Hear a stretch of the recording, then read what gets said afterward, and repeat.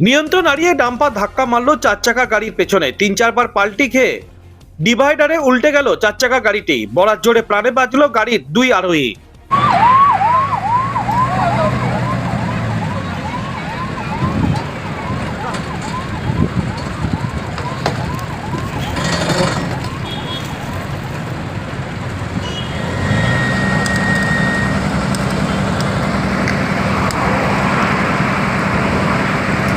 বুধবার দুর্গাপুরে ডিবিসি মোড়ের কাছে 19 নম্বর জাতীয় সড়ক ধরে বিধাননগর থেকে ভিরিঙ্গির দিকে যাচ্ছিল 4 চাকা গাড়িটি।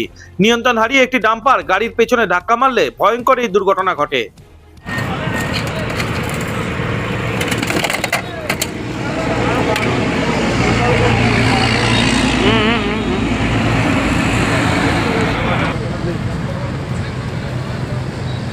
খবর পেয়ে ঘটনাস্থলে ছুটে আসে নিউ টাউনশিপ থানার পুলিশ। যদিও পুলিশ আসার আগেই ডাম্পার চালক অবস্থা বেগতিক বুঝে পালিয়ে যায়।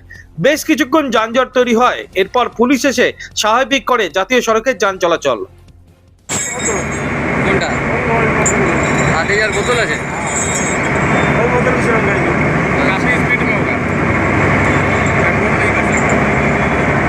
वो तो गाड़ी है ना पूरी जगह चलन गाड़ी ये চালাচ্ছিল গাড়ি पूरी जगह चलन वही